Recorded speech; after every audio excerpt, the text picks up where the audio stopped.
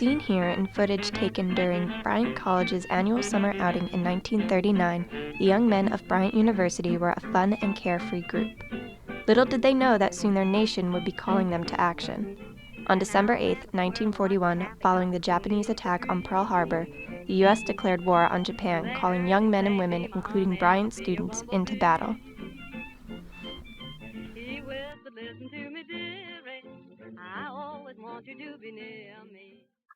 None of you is too young or too insignificant in the scheme of things that you cannot meet the responsibilities of your age. You can help in many ways to enlarge the circle of influence to help better conditions among mankind. What do we live for, if not to be kind and helpful to one another? With the support of President Jacob's words in March of 1942, Bryant students founded the Bryant Service Club for Bryant alums serving the country during World War II. The club's purpose was to send monthly packages of cigarettes, candy, cookies, and letters to Bryant men and women serving in the U.S. military. The club received over 1,400 letters during wartime. However, these letters were lost until by chance, in 2008, they were rediscovered by a Bryant student and a library employee, Mary Maroney.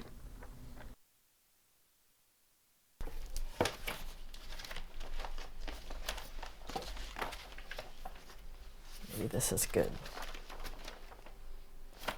Well, one Friday afternoon, I was working with a student, Jillian Emma. I'd taken her in these archives here, and then I said, oh, we have to go to the other building. In the basement of the unistructure, we have a storage unit, and let's go through some of those boxes. So we walked over there and started looking through some boxes, and then Jillian points to this box at the top of a shelving unit, and it's a scrapbooks on it. So I said, oh, it's just a bunch of newspaper clippings. But anyway, I went up and took it down, and the box was very heavy, and I just like plopped it on the floor, and I opened it and started going through some of these things. And then as I'm looking at it, I'm like realizing that this is something special in these boxes, because we had these green scrapbooks, and they all had letters, and all the letters were dated from the World War II period. So here are the 4 books that we rediscovered in the other building. And here's an example of a V-mail letter.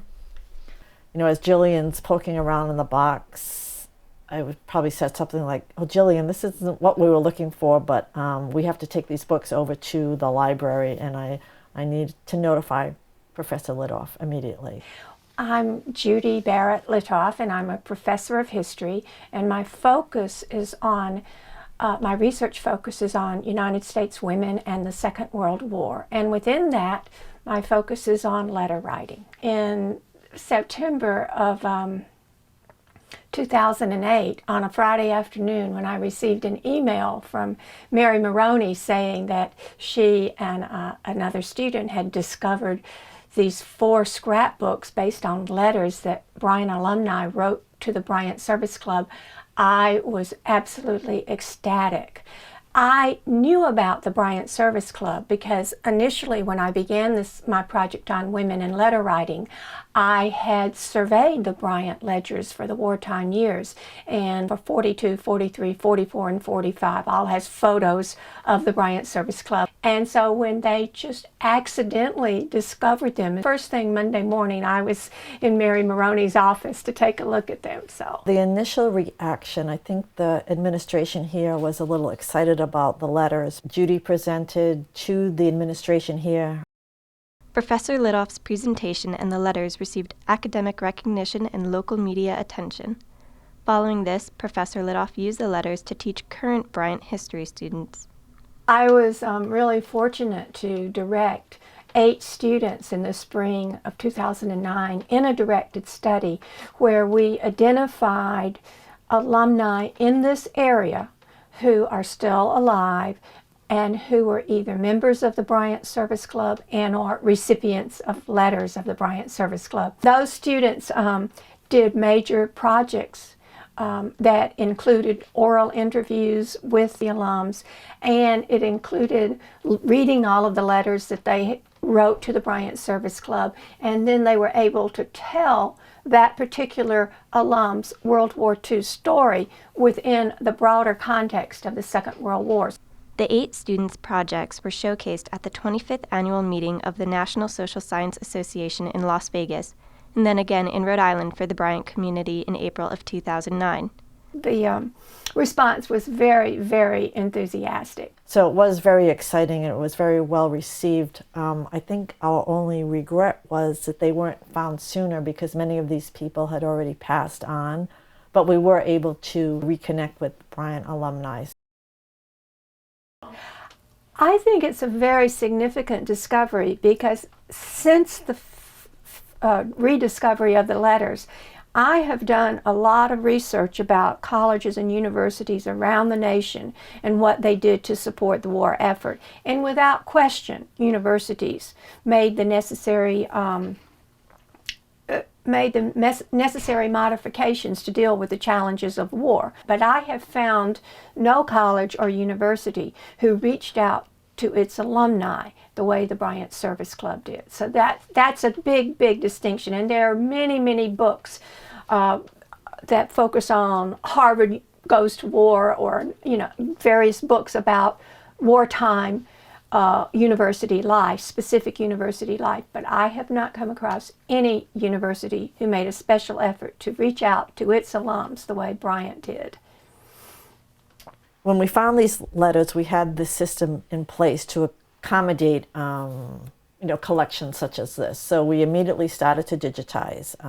So we have a lot of staff working on them and scanning the letters and transcribing them in the database. The digitization of the letters has brought first-hand accounts of the World War II period from all over the globe together in one place. The online collection is now available to the entire world. Each letter is scanned and transcribed and is available to the world pretty much. The staff have really pulled together to work on something so special. They really enjoy it, and I'm very proud of the work that's online and the work of all these alum, what people did so we could be free and work here and be in this wonderful building at this wonderful school. A few Sundays ago I heard a sermon in which the minister, in the course of his remarks, said, "Everything we have has been paid for." That thought has remained with me because it makes me realize that my generation and your generation, through what we accomplish, are paying and will pay for the economic, educational, social, and cultural advancement which will be enjoyed by future generations. Everything that you young people have come in contact with so far has been paid for. Now you are prepared to make payment in kind toward your obligation as a citizen of the United States by giving your best efforts to whatever line of endeavor you engage in and by taking an active part in civic affairs in your community.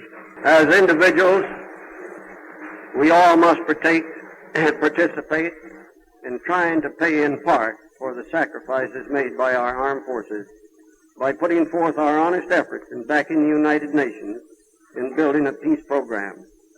You young people must look out at the world through spectacles of optimism, based on faith in yourselves, in your country, in your associates, and in spiritual values. Always remember that wherever you go from now on, you represent Bryant College, its officials, trustees, and faculty, and I am sure you're all going to do credit to this fine institution, which has served you so well.